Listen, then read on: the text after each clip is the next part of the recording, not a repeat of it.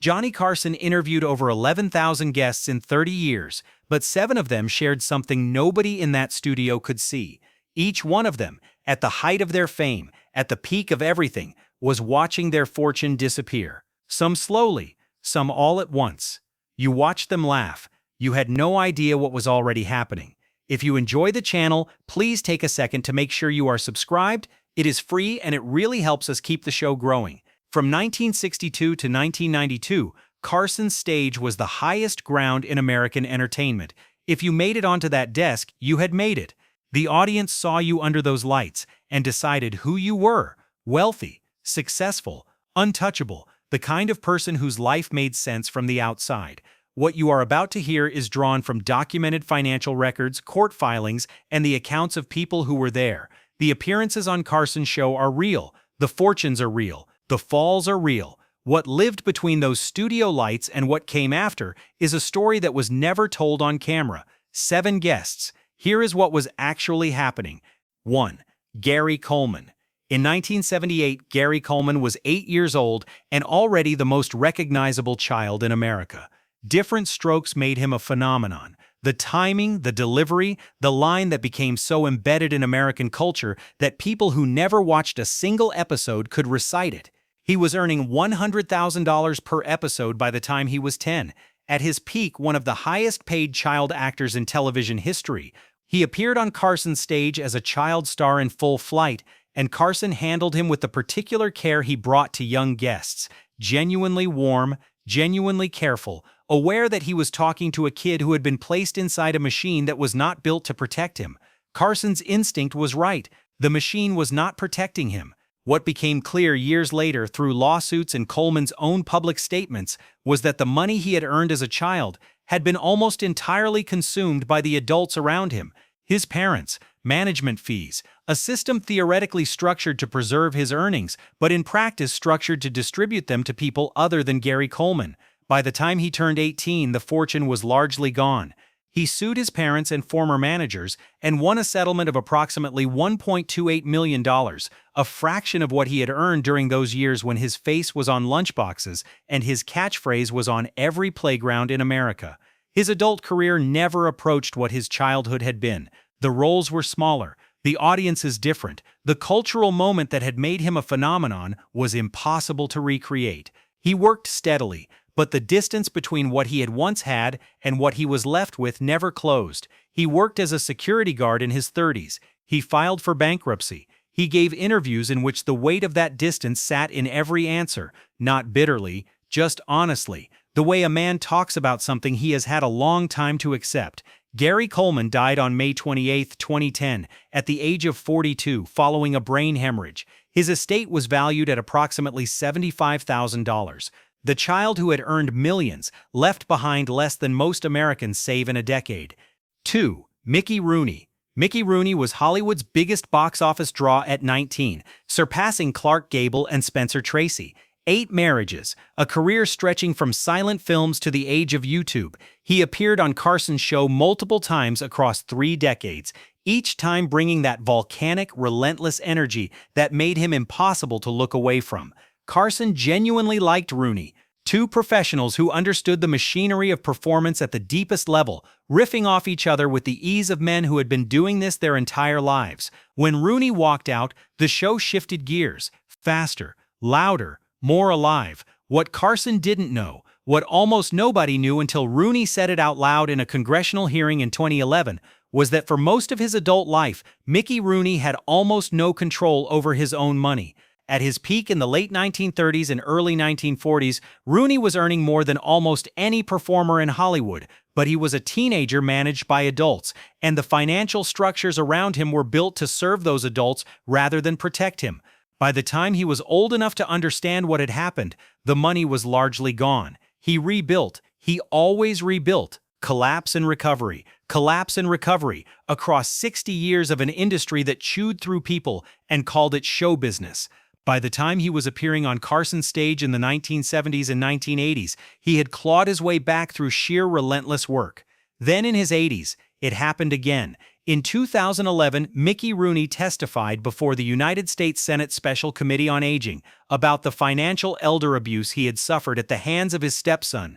The accounts had been drained, the assets systematically stripped. A man who had worked in entertainment for over 70 years found himself in his late 80s, telling the federal government he sometimes didn't have enough money for food. He was 90 years old when he died in 2014. His estate was valued at around $18,000. No one watching those Tonight Show appearances would have predicted that number. Not one person in that studio. 3. Burt Reynolds. In 1978, Burt Reynolds was the #1 box office star in the world. Not in Hollywood, in the world. Smokey and the Bandit had made him a phenomenon that crossed every demographic and every geography. He was earning money at a rate that seemed structurally impossible to exhaust. On Carson's stage, Reynolds was exactly what you would expect. Loose, funny, completely at ease, the kind of guest who made the show look effortless because he was genuinely having a good time. Carson liked him.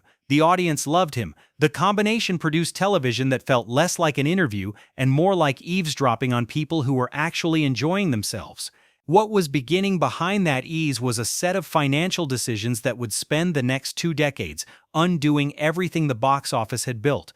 Reynolds invested heavily in real estate, in a restaurant chain called Burt Reynolds Jupiter Dinner Theater, in a production company, in the infrastructure of a celebrity lifestyle that cost as much to maintain as a small corporation. When the box office started shifting in the mid-1980s, as it always shifts, the investments didn't shift with it. The costs remained, the income contracted. The gap between the two grew quietly for years before it became impossible to ignore. By the early 1990s, Reynolds was managing a debt load that had grown beyond what the career could service. In 1996, he filed for bankruptcy, listing debts of approximately $11.2 million. The houses went, the cars went. The memorabilia that had accumulated across decades of one of Hollywood's biggest careers was auctioned off to strangers. He rebuilt, slowly and partially. The work came back in different forms: smaller films, television, the kind of career that follows a career. In his final years, he spoke openly about the money, about the decisions, about what he would have done differently. The candor was total and without self-pity, which was exactly the quality that had made audiences love him in the first place. Burt Reynolds died on September 6, 2018. He was 82 years old. At no point during those Tonight Show appearances did any of this look possible, not even slightly. 4. Eartha Kitt. There is a recording of Eartha Kitt singing Santa Baby that has been played so many times across so many decades that it has become part of the American atmosphere, something you hear before you remember hearing it for the first time. Her voice was a specific and unrepeatable thing. The range, the accent that was entirely her own invention, the quality of knowing exactly what she was doing and doing it with complete intention. When she appeared on Carson's stage, she commanded it in a way that was impossible to miss. Carson watched her with the attention he reserved for performers who operated at a level that required his full engagement. She was not a guest you could process on autopilot.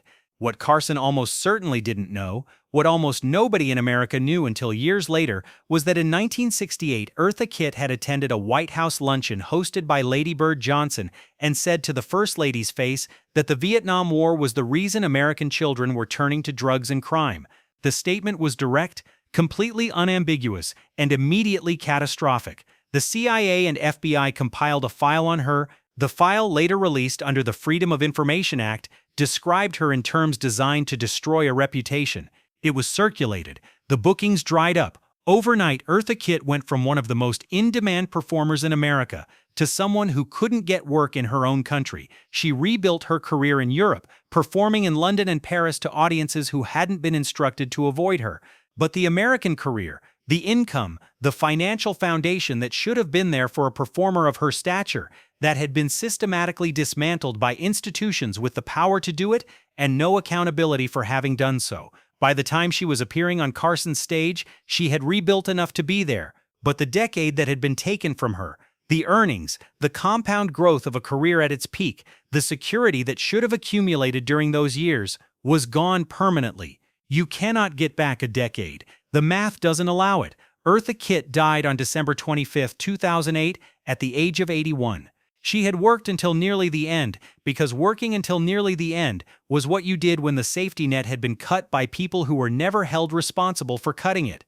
Of all 7 names on this list, she is the only one whose fall was engineered by her government.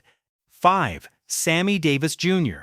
There is a specific kind of charisma that makes cameras feel insufficient. Sammy Davis Jr. had it. Singers have it sometimes, and dancers occasionally, but the combination, the voice, the footwork, the comedy, the way he could hold a room with nothing but a look, that was something rarer. Carson understood it immediately. Davis appeared on The Tonight Show more times than almost any other entertainer, and each appearance was an event. The audience didn't just applaud, they witnessed. Carson and Davis had a genuine warmth between them that went beyond professional courtesy. Davis was one of the few people who could make Carson visibly, unguardedly happy on camera. The control would loosen slightly. The laugh would come from somewhere real. What was also real, running parallel to every performance and every standing ovation, was a relationship with money that the IRS had been documenting carefully for years.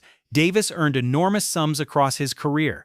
The Rat Pack years alone generated income that should have set him up for several lifetimes.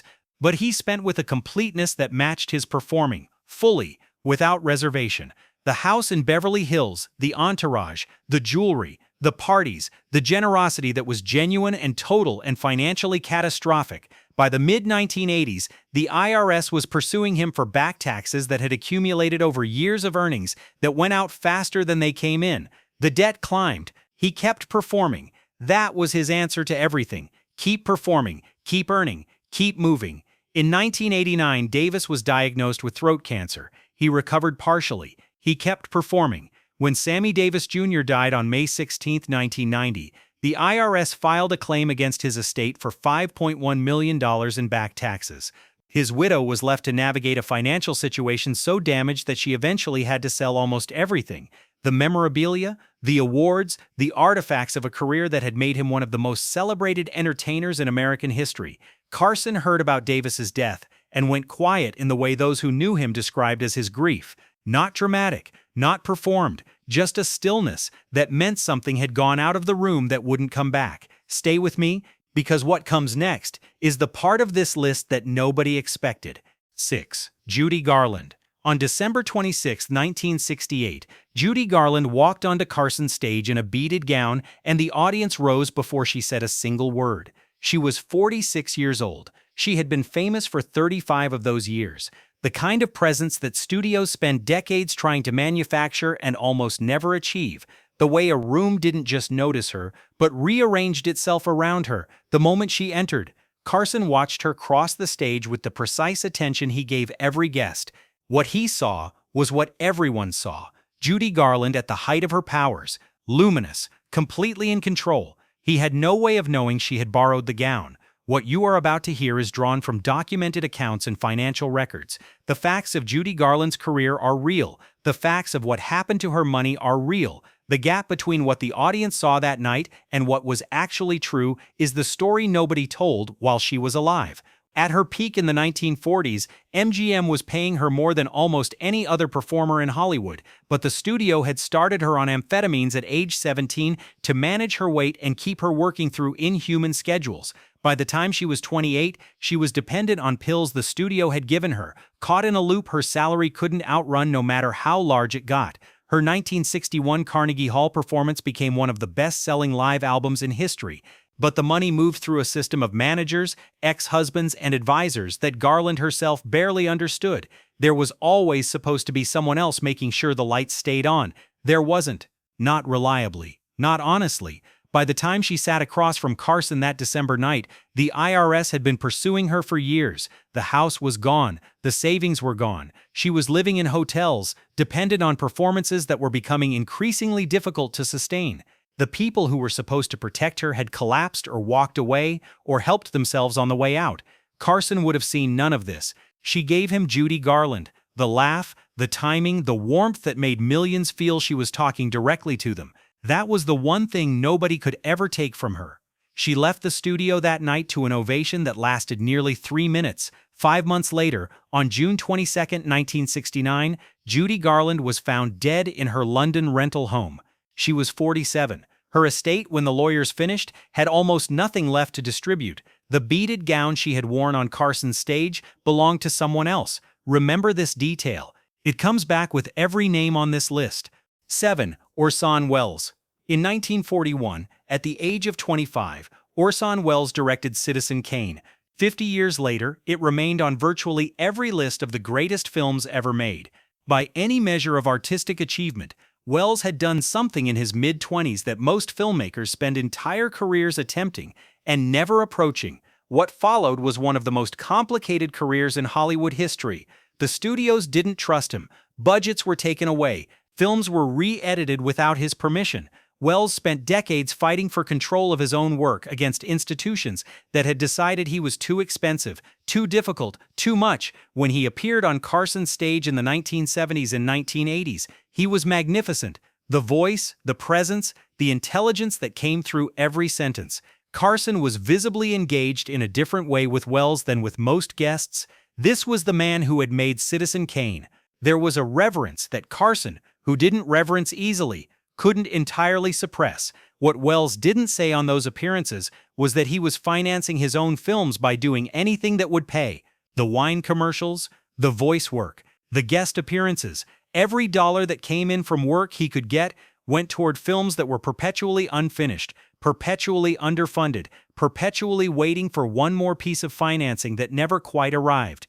He was personally funding The Other Side of the Wind for years, pouring money into a project that wouldn't be completed until decades after his death. The financial pressure was constant and largely invisible. What the audience saw on Carson's stage was Orson Welles being Orson Welles, enormous, funny, intellectually dazzling. What was happening underneath was a man doing whatever work he could find to keep his art alive. Orson Welles died on October 10, 1985, at the age of 70. He was found at his typewriter. The man who had made what many considered the greatest film in history died without the resources that achievement should have generated. He spent his final decades not protecting a fortune. He spent them chasing one that was always just out of reach. 7 guests, 7 stories that looked nothing like what you saw on that stage. What these 7 names share isn't simply bad luck or bad decisions. What they share is a system, an entertainment industry that generated enormous wealth and provided almost no protection against the forces that wanted to take it away. Managers who stole, studios that exploited, governments that punished, families that helped themselves. Carson watched all 7 from 3 feet away and saw what the audience saw. None of it showed the cracks. You watched them. You had no idea. Neither did Carson. If this story stayed with you, subscribe and share it with someone who watched these names light up a screen and never knew what was happening behind it. Drop a comment below, tell me where in the world you're watching from, and which of these 7 stories you never saw coming.